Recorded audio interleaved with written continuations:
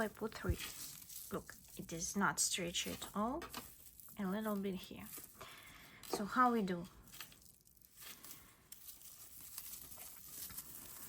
We put 3 threads into our crochet.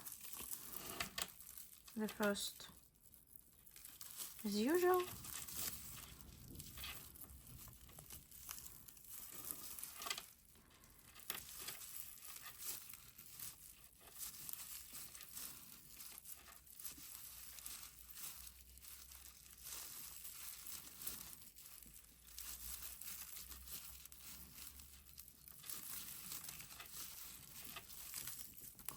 once again here.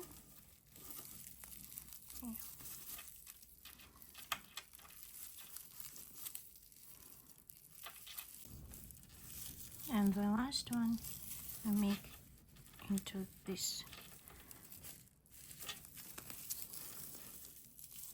I make it to get the straight line. So the row is finished, and now we're a little bit stretch.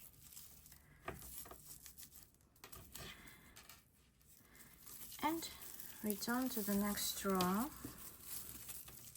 Put the threads here.